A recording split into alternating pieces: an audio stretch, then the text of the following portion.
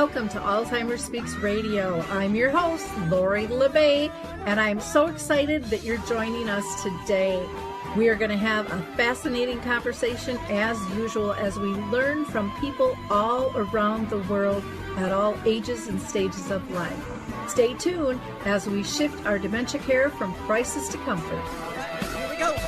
What you think about, you will bring about.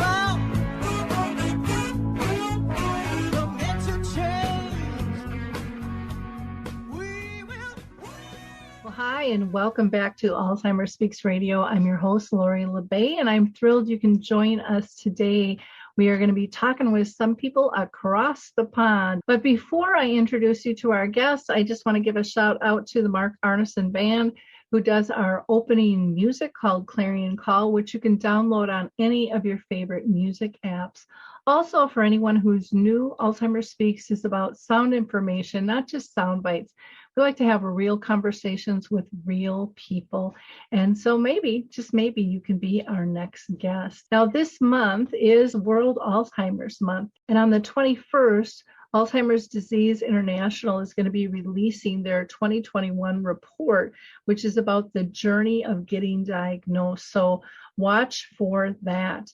I also want to give a shout out to Dementia Map, which is our global resource directory that is launched. It's free for anyone to access 24/7, and you don't have to sign in or sign up or register. Also want to give a shout out. I just interviewed Ryan Lynn with Care Project, and they are looking for some people for their studies.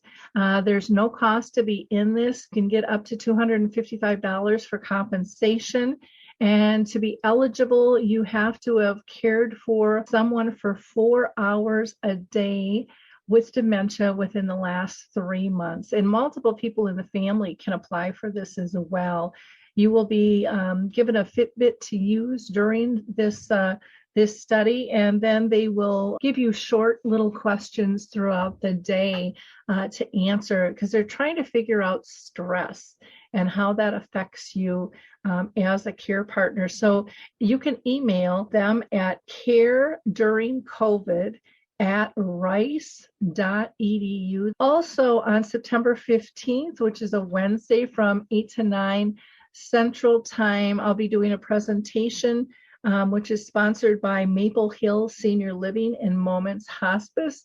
We're going to be talking about dementia around the world, perception, stigma, services, and movements. And that is going to be virtual, so you can easily participate in that. And then Arthur's Senior Care is continuing to sponsor Arthur's Memory Cafe, which we do the second and fourth Wednesday of each month at 1 o'clock Central, and that is virtual. I also am working with Brookdale North Oaks, and we do a live in-person Caregiver Connect support group, and that is the last Wednesday of each month from 10 to 11. Let's see, just have a couple more announcements. One is Compassion and Choices is going to have a signature event. It's their annual event on purpose, power, and promise. And for those of you that aren't familiar with Compassion and Choices, it's about end-of-life decisions. And they actually have a tool that you can use for people living with dementia. And it's great for anybody, anywhere. We should all have this stuff figured out when we're 18 years old. And I know it's a conversation we don't like to have, but they've made it really simple. So check them out and go and sign up for that event, which is going to be October 6th. And then the Dementia Research Charity Brace is doing an international virtual conference called Together for Dementia, and that'll be online on November 2nd. And last, I really think this is important. The Brain Donor Project is out there, and you can just go to braindonorproject.org for more information. But they do need brains. If we are going to have research, they need both healthy and diseased brains. So please check that out. We're going to hear from the Footbar Walker, and we will be right back, and I'm going to introduce you to our guests.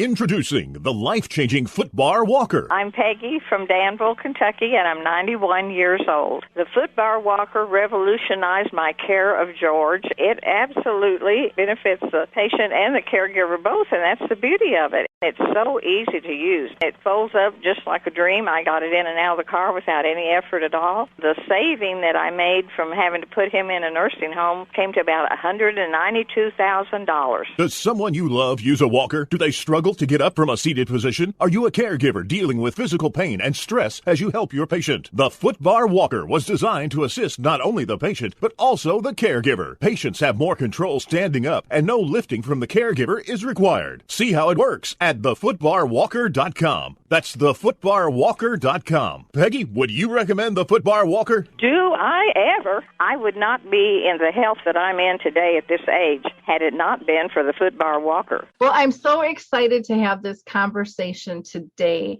We are meeting with Peter Berry, who was diagnosed with early onset at the age of 50. And if I remember correctly, Peter, you are now 56 years old, and you live in South Fork with your wife, Teresa.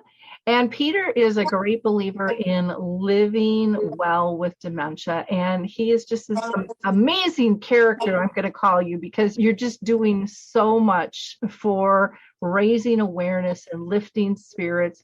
He has cycled thousands of miles each year to demonstrate that it's possible to live well and still engage and keep up your hobbies and things. So welcome, Peter. I'm just thrilled to have you back on the show. Well, thank you. Thank you very much. It's great to have the opportunity to talk to you all across the pond, as they say. Yeah, great. Thank you. It's so nice to connect with people around the world because we can all inspire people in different ways. And if we just kind of stick in our own little backyards, we're missing out so much. And so I really appreciate all you have done for dementia awareness and living well and lifting spirits. So thank you again for joining us. Sitting next to him is Deb Bunt, and she is a retired family practitioner, and she is a co-author with Peter on their book called Slow Puncture. Deb moved to South Fork from London with her husband Martin to spend more of her free time cycling with this guy. So I think that is just kind of fascinating in and of itself. In Slow Puncture, their book, Peter tells the world what it's really like to live with dementia and a terminal illness. And so again, Deb, thank you so much for joining us and being Peter's partner on this journey in cycling and raising awareness. Thank you for having me. Well, I'm going to go ahead and start. I always ask if you've been touched by dementia, and needless to say, Peter, you have been. So if you can give people a little background on, when you got diagnosed, maybe some of the symptoms that you sensed or your family sensed that maybe there was an issue. Yeah, sure. Well, I was running a family business that we had, and I ran that for about 25 years. Quite a successful family business, employing about 14 people at the time, running a sawmill, which I think you would term over there as a lumber mill.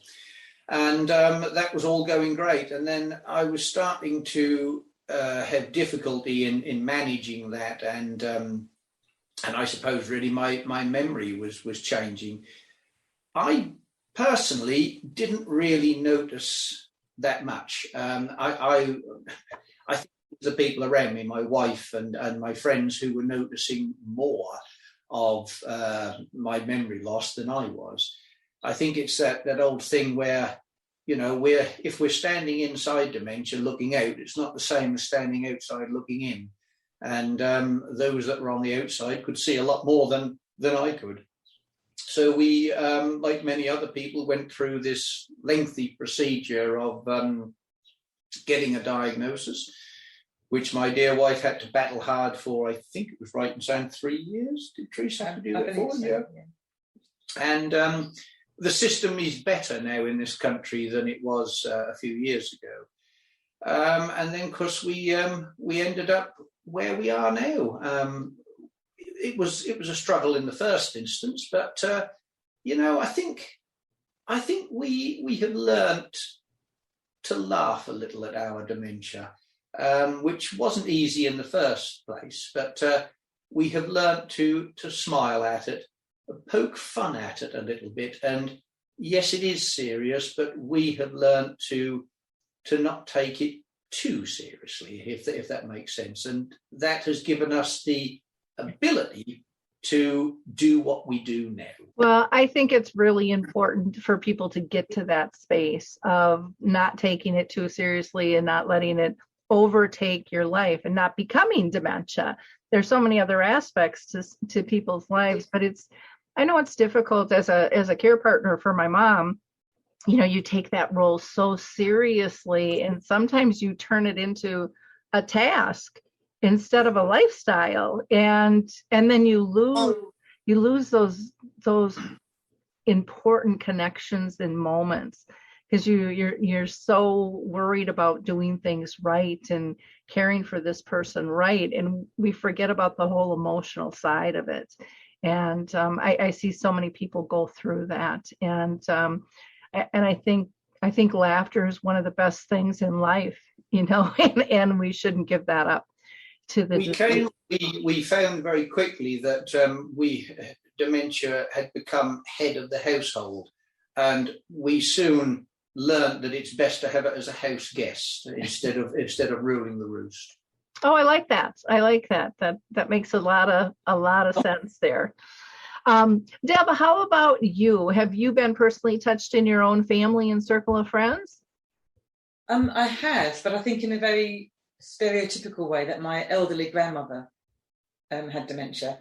I was shielded from it by my mother, but my assumption was that's what happened to old people. So I only heard little bits from my mum about what was going on, but my grandma did have dementia. But I'd never met anybody, certainly not of Peter's age, but probably not since my grandmother. So it was a blank canvas for me. Okay. Yeah, I get that, where families kind of, don't want the kids to know, and, we've got this under control, not an issue. And we had that with my family as well. My mom's mom, I found out after she passed away, my mom said that grandma had Alzheimer's, but that wasn't until my mom thought she had it. And I still to this day don't even know where the word Alzheimer's came from, because that was so long ago. That would have been like 50 years ago. Nobody talked about dementia or Alzheimer's then. And, we all thought, like with my grandma, that it was her cancer and the morphine that made some of the changes and stuff in the end. So I think it's so important to have these family discussions on this, because kids are greatly impacted. Plus, they're a wonderful resource, and they're very creative in terms of looking at different ways to deal with things. So I think they can be a wonderful, wonderful resource for us. Children are very good, actually, because they don't seem to focus on anything except for, if somebody is good to them, then they're good to that person. They don't seem to worry about colour or race or anything. It's just, is grandma or grandpa happy? Then they're happy around them, and that can ripple out to the whole family. So I think kids can sometimes deal with this better than we actually realise, I think, because their perception of life and their concept of life is so different to ours. Yeah, they they're just looking at who can play with me, what can we do that's going to be fun, and what a great attitude, to have, because that really should be our focus, more than I think what a lot of us adults do. We start taking life a little bit too seriously. When you first got diagnosed, Peter, how did you cope with the diagnosis? Not as well as I think we should have done. And I think a lot of that was because we were, well, I suppose it seems funny to say that, but we were new to it. Mm-hmm. We were new to this idea that, I had this condition. And to begin with, I think we did what many people do, is we kept very quiet about it for about a year, I think, mainly because I think my wife wanted to protect me against the stigma about this condition, because people's, I suppose, perception was very different to the reality of the condition. And also a little bit that I was a little bit embarrassed, which seems very strange and funny to say that now, that I'd lost certain abilities. I thought that people might think that I was a bit stupid, really, if I'm really brutally honest. And looking back on that, we should have told family and friends, because when we actually did, it did seem like a great relief, I must admit, because people were starting to think that things weren't right. And I think that they were then making their own minds up as to what the problem is. I wasn't driving at that time, and I think a lot of people had thought that I'd lost my license through drink driving, or, you know, had he got other problems. And that was the thing. We also, well, I say we also, I suppose we as a family went down this road of sort of depression, me personally. And I don't think it's uncommon for that to happen.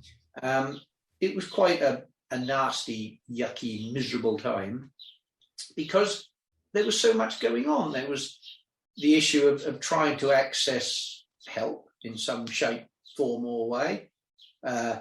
We had financial issues at that time, because obviously I couldn't earn a living as I had. Of course, we had bills to pay, mortgage to pay, and all of that sort of thing. So it wasn't like being diagnosed at a retirement age where you have retirement and the system is set up for you in a benefits way. We had this situation where my memory wasn't that good, but yet physically I was as fit as a fiddle, as I am now. So I could physically do things, but I couldn't always remember what to do. So there was that balancing act of, you know, how do you get the money? I personally was fortunate because I did have a private pension, which is what we managed to access a little bit early and is what is our main income now. But there are many people out there who are not that fortunate and have to battle to get any sort of income and support. And of course, we gradually got to the idea about this business of, you know, trying to live with the condition. But it did take a full year to really work it out. We were, how can I put this? It's like a horse and cart scenario, really. Dementia was in front of the horse and we were trying to push it along. We come to realise that you have to stick it in the cart at the back and jig along with it. That's the sort of thing that really took a year to get our heads around. Yeah, I think what you went through is really normal, the depression, the embarrassment, the not telling people right away. But I thought you brought up a really good point of, gosh, we should have told them earlier, because they were all worrying and trying to figure out what's going on and coming to some assumptions that may or may not have been correct. And so it does complicate things. And I think many times people take a little bit of offense too of, well, why wasn't I in the loop? But they don't understand, you know, how devastating a diagnosis like this is. You know, this is like an early retirement that's not planned. You know, it's almost more like a pink slip in some way when you weren't ready to move on to that stage. Where with Deb, you went through a transition yourself in terms of leaving your job and going into retirement. But I would imagine that was more of a planned thing versus Peter kind of being forced into his transition. Is that correct? It was planned in as much as I had the ability to plan anything. I'm quite rash and impetuous. I came home one day and said to my husband, let's retire. He said, I need to do a spreadsheet. I need to work out no, let's go. So it was kind of half planned and half just impetuous, really. But yes, I was only 57, so younger than retirement age. But a decision made in order that we could get out of London and just do what we wanted to do. We didn't know what that would be, but I knew I didn't work in London anymore. Okay. And what kind of work did you do? Did that help you prepare you kind of for this next step and phase in your life? Or? Nothing has prepared me for meeting Peter. Means that's a good way. I do. I worked with families where the young people were committing antisocial or criminal acts. So anything from drugs and theft to murder. So I would try, and I would work with the parents. So as you can imagine, that was quite high pressured, high intensive job. So I didn't have a vision of what life would be like when I left that behind. I just thought, let's see what happens. Let's just drift along and see where it takes me. And that's been pretty much my approach all my life. I never really plan anything. Okay. So how did you two meet then? Shall I take this one? You go with that one. So I live in a small town called Saxmundham, and Peter lives 3 miles up the road. And in my town, there's a bicycle shop. And I was desperate to talk. I moved here not knowing anybody. So I was going to talk to anybody I could to try and make a network. And I was talking to the lady in the shop, and she mentioned Peter had just cycled from Aberystwyth, which is in Wales, back to Aldborough, which is in our county, Suffolk. And I said, yeah. And she said, oh, but he has early onset dementia. And I said, yeah. And I thought nothing more of it, really. And then I bumped into Peter, and we started to chat. And then we went our separate ways, and I bumped into him probably 5 minutes later. And he had no recollection that we had a chat, although he blagged it very well. And that's how we met, literally through standing in a bike shop. Okay. I must say, at this point, though, I don't know how we actually became friends, because if she wasn't impressed with me cycling across Great Britain for 360 odd miles, then I don't know what was going to impress her, really. So what, Deb, what attracted you to cycling with Peter then? Well, I hadn't been much of a cyclist beforehand. I was a runner, and in London, although I had a bike, there are not that many places to cycle. But in Suffolk, there are loads of places. And I suppose Peter just said, well, let's go out on a bike ride, because people up here are quite friendly, not like London. And I started to ride a bike, and then bought a better bike and became a cyclist. And because Peter knows the countryside and gave me little lessons about history up here, and also reminisced about his own youth, it seemed to work quite well. And because I can't fix a bike or pump up a tyre or put a chain back on, and Peter could, it just was for me, it felt like I was being looked after. I think one of the other key thing was, at this point, my wife was, Teresa, was working a few days a week in a local small business. And I was getting so it wasn't so easy for me to cycle on my own. So to find a cycling buddy sort of actually fitted in very well at that time. It gave my wife the reassurance that I got somebody with me, and I wasn't on my own. Because until she realised that was me. Well, yes, because she was sort of panicking that I was spending all day on my own, and I was getting a little bit, I wouldn't say lost, but mislaid, and I wasn't finding that very easy, and she wasn't finding it very easy.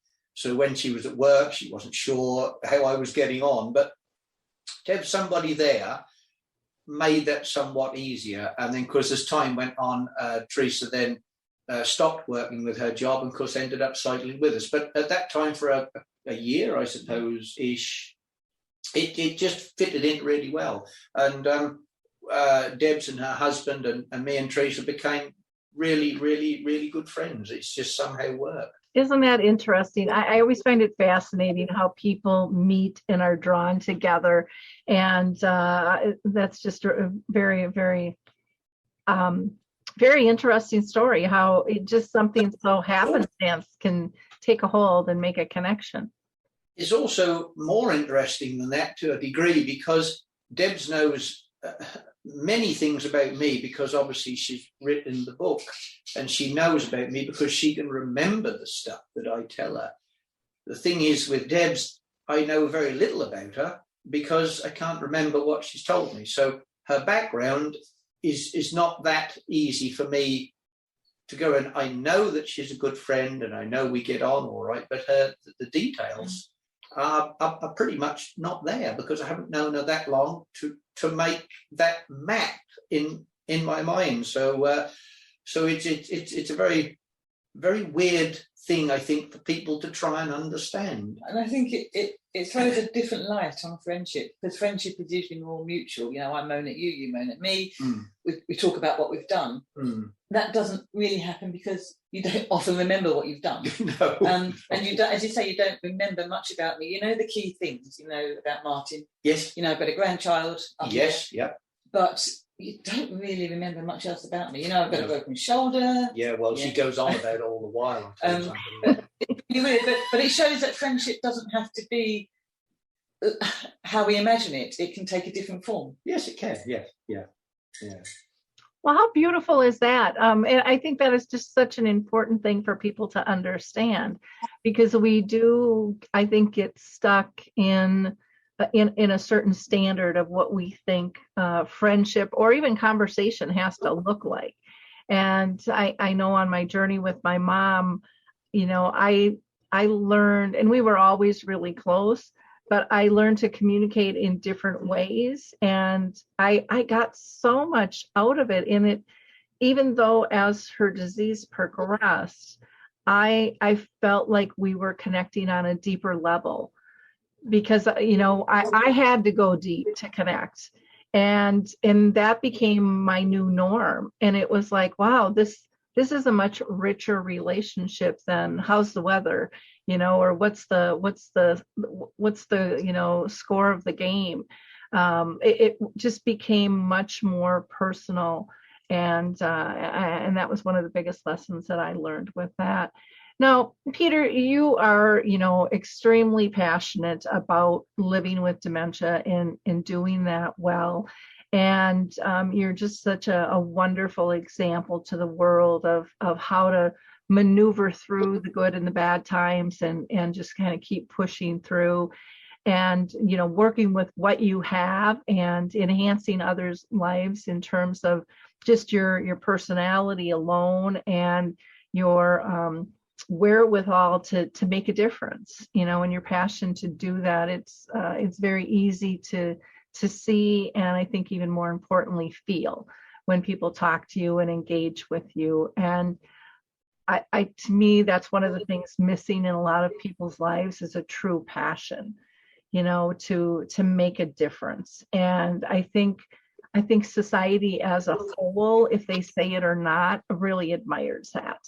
And kind of makes them go home and go, I wish I had that little, you know, fire in me. I wish I had that something that sparked me. And, you know, that's one of the things that I love about being in the world of dementia is there's so many brilliant sparks out there, raising awareness, really loving what they're doing, living every day, you know, to their fullest ability. Now, you have cycled, if I'm not mistaken, 4 different countries. Is that correct? Counties. Well, it was actually 5 different. Oh, counties. Yeah, of Great Britain. So I suppose after I was depressed, I came to realise that I wanted to help other people and show people that, you know, life was different with dementia, but not over. Cycling was something that has always been a great passion for me. What cycling did is it somehow, see, dementia is a bit of a nasty, sticky, smelly bog, and cycling somehow created a solid path through that bog. So that's what I used as a way of getting away from my dementia monster.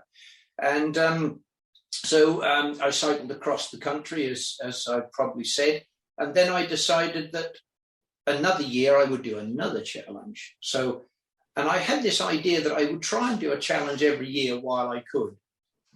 Now, I'm nobody special. I'm no professional. I'm not a doctor. I'm just a guy living with a condition.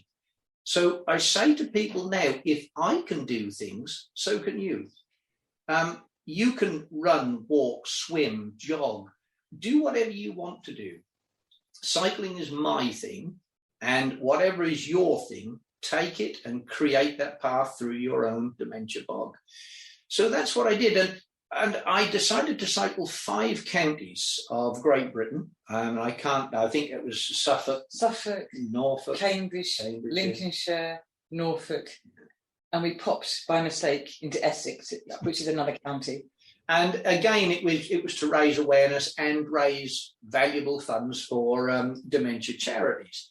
And I did it on a penny farthing because, or as you guys might call there, a high wheel. I did it on that because I want to do something different. I'm always thinking, well, a guy rode a bicycle across the country. Let's have a guy riding a different type of bicycle. And so that's one of the challenges that I did. And the other day, because we had COVID, that sort of knocked things on the head a little bit. But just recently, we travelled to London and cycled back from London in a day. My wife, me, Debs, and her brother-in-law Andrew, who got us over London. So that was 100 and something miles. So that was another challenge my dementia. But that was a different challenge again because you used a bike without any gears. That's right. Oh yes, I used a bike with no gears, a single speed bike. So you can't change gear. You're fixed in one gear, and of course, again, that makes it harder. I constantly try to make things more difficult for myself, to challenge me and to challenge my condition, because what's a challenge if it's not challenging? That's, so, and I think that we as a family and Debs, we try to give people a little bit of an inspiration. We try to ignite a flame in people so that, they can go along and make it burn brighter themselves. And that's what we're doing. And we do it as well as many other people with my condition do. And hopefully we can try and help people who are going through the same situation that we did. And instead of spending a year being depressed, maybe they might just spend a few months, and it might even save some lives. That's what we're hoping. I agree with you. Now, you had mentioned you rode the penny farthing. That is something I don't see very often here in the U.S. at all. And yet I look at these pictures and you're like with a gang of people riding these things at times. Are there that many of them over there? Well, to give you some sort of background to it, it was one of the first bicycles that was invented as a design in 1875, I think it was. And the design didn't last very long because this wonderful thing called the safety bicycle came out with wheels the same size, instead of having a really big wheel at the front and a little wheel at the back, hence the penny, which is the big wheel, and the farthing, which is the little wheel. They were a very crude design, but as sometimes these things seem to come back into fashion, and there is a group in this country called the League of Ordinary Riders, because the penny farthing was named originally as the ordinary bicycle. And there's a group of us, and we're all quite mad, quite insane, and we ride these these horrendous things about because they're different. They're great fun, and they're a great talking point. And in actual fact, they look horrendously difficult to ride, but trust me, when you actually get used to them, they're not as bad as you might think. But there seems to be a renewed interest in this country, and I think you do have them in America. I think there is a group in America as well that do it, but I think you term them different. I believe you call them the high wheel bicycle, I believe. Oh, okay. See, I have not seen them. The only time I remember seeing them was at a circus when I was a kid. We have one here that we're going to put up on the wall. Look, I don't know if you fun! Big wheel and little wheel, you see. So okay. We're going to stick it up on the wall behind us. So. Oh, very neat. Very neat. Well, yeah, I was wondering, how many there really were, but there is a group, because I just thought, again, like you said, what an attention getter. I mean, I could just see my grandchildren just being all giddy going, I want one of those, type thing. And so, kudos to you for all the miles you're putting in and the funds you're raising and the awareness that you are bringing, to all of this. I want to get in and talk about the book itself. Whose idea was that to write? Yep, Slow Puncture. I love that title too. I think that's just a wonderful, wonderful title. But Peter, was that your idea, or Deb, was that yours? Well, I think it was one of those things where when we started cycling together, I think saying things, and I was obviously forgetting the stuff that I had said, and Deb started to record it because she really does like writing. And it never started off as intended, not from what I can recall, to be a book, but it just sort of somehow turned into one, and you can take over. I think it was because during that 1 year you did so many things, so the book is more like a year in the life of, and it felt like that would be a good book as opposed to just a biography of Peter. But because knowing Peter gave me an insight into dementia, it was also meant to be a book about how my understanding has grown. So, as Peter said, it was never meant to be a book, but it quickly became obvious that was the thing to do. And my only real ambition in life, apart from to be happy and healthy and have happy, healthy children and all those things, was to be a writer. And meeting Peter kind of fulfilled that one proper ambition I ever had. So it worked on so many different levels. Oh, interesting.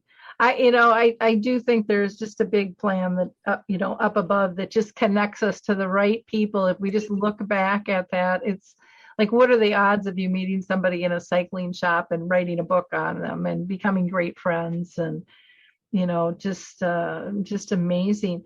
Deb, what have you learned in writing the book and in being good friends with Peter in terms of dementia itself, in terms of your view of it? I think the view I had, which, as I said, was kind of based on my elderly grandmother, is totally gone out the window.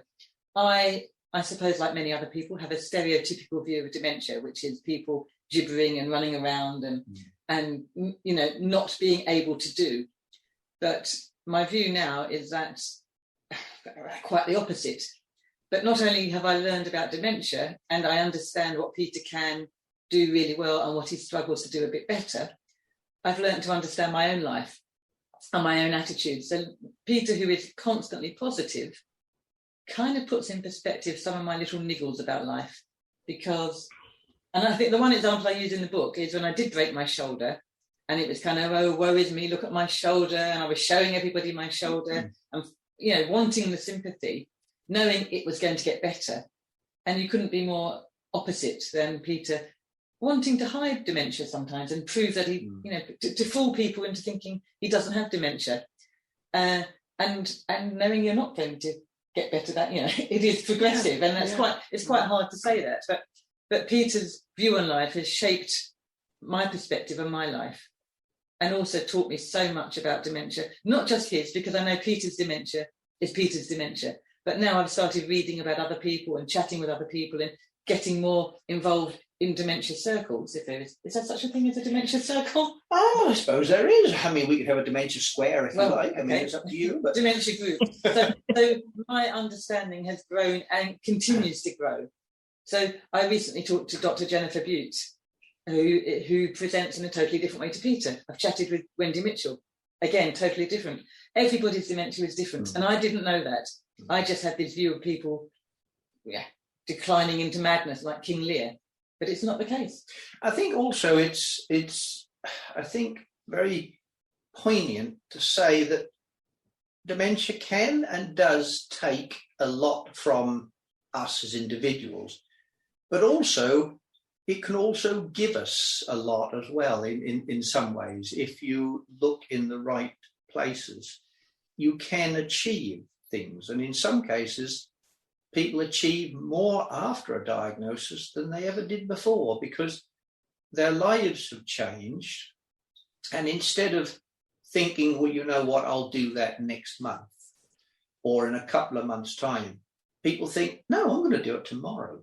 And you can live such a wonderful life, because every day is something different, and you can actually, instead of a cup being half full, it can be over brimming with stuff. And I think that's something that I always try to put out, that it can take a lot, but also it can give as well if you look in the right places. But your dementia has given shape to my retirement.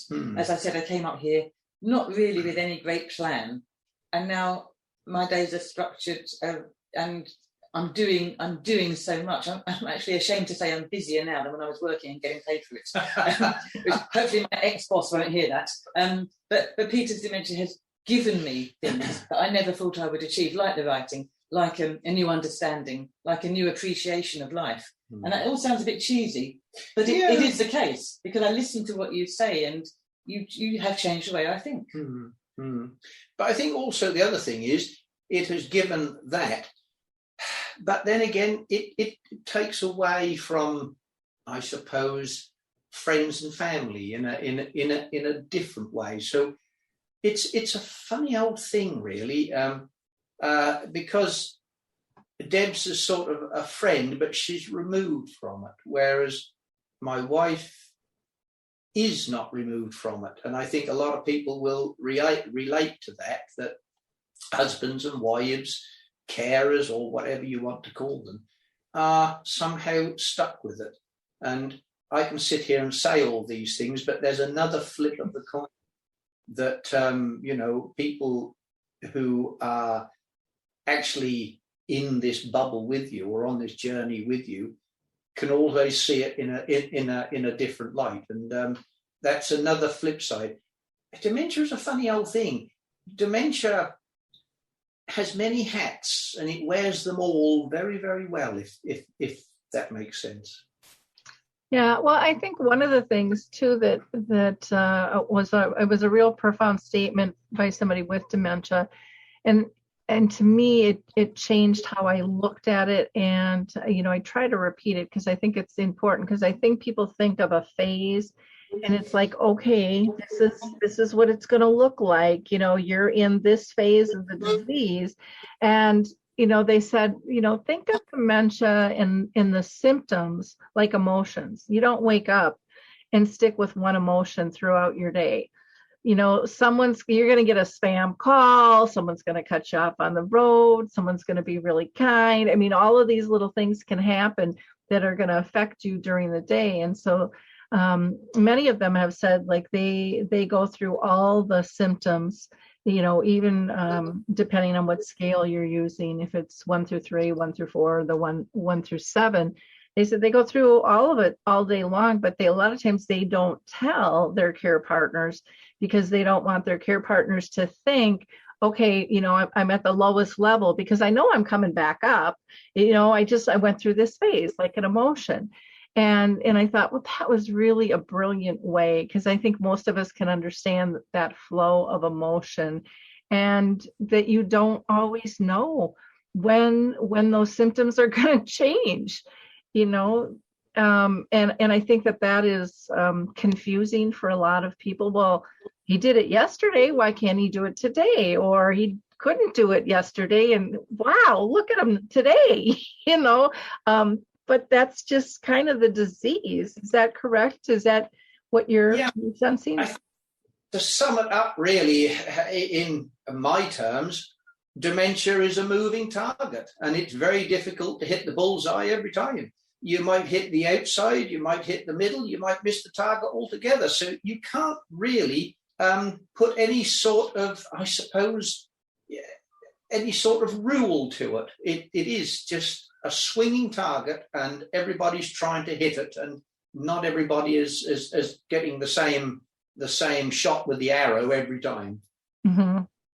So in your book, how did you, I'm going to give this one to Deb, how did you format it in terms of, chapters? And is it something somebody has to read from beginning to end, or can they do it in chunks? I think it would make more sense from the beginning to the end, because one of the threads running through it is my increased understanding. So if you start in the middle, that would then not make any sense. It's in different sections. It's in Peter's voice, which obviously I wrote, but it's your voice and it's my voice. So the activities that Peter does can be looked at in any order, but the way he describes his life, I think, needs to be from the beginning to the end. It's not a long book, so I guess the short answer is beginning to end. Okay. People can access the book how? It is available on Amazon. The publishers are the Book Guild, but that's in the UK, so I don't think that's helpful for America. Peter's got a website. And then you both have Facebook pages as well. Deb, yours is Deb Bunt, author, and Peter's is Peter-Barry-Living-with-Alzheimer's. Yeah, had much to do with the face. This is one thing that has changed over a period of time. I used to do all of that myself, or a majority of it, but now my wife and Deb's run that all for me. It's great to have that platform, but I wish that I could do it myself, but then I can't. So it's also fair to say that I do all of these wonderful things, but there are people in the background who set all these things up. I come up with these weird and wonderful ideas and say, wow, I wonder if we can do this. And then Teresa and Deb's run away and sort it all out for me, and then panic like mad after I've come up with ideas. Well, that's wonderful. And that's pretty typical, with dementia. I've seen that with so many people living with dementia that are advocates. They start out and they're able to do that, and then they build this team. But you also are building the team because your audience has gotten so much bigger, and there's only so much one person can do as well. And so I love that people are coming in to support, to carry on the conversation and still raise, awareness, because Facebook is a wonderful connection for so many people. Well, again, I thank you both so much for being with us today. Fascinating conversation. I love seeing what you've accomplished, since we last talked, Peter. It really is quite incredible. And Deb, thank you for being his friend and sidekick and documenting this story, because it's an important one. So thank you. No, that's great. Thank you. Thank you very much. And I've got lots of big ideas for the future. So let's hope that one day in the future we'll be back on again and sharing more of our experiences with you. Oh, I would love that. You're always welcome. Hey everybody, Jared Sebesti here, host of Retire Repurposed. This podcast is dedicated to help people transition into fulfilling and purposeful retirements. Retirement is a big life change. In fact, the two most dangerous years of a person's life are the year they were born and the year they retire. Few people can just flip the switch from working a career 30 or 40 plus years, retiring on Friday, without methodical steps to living what we call a repurposed retirement. To listen now, search Retire Repurposed on your favorite podcast platform, Senior Resource, or Life Audio.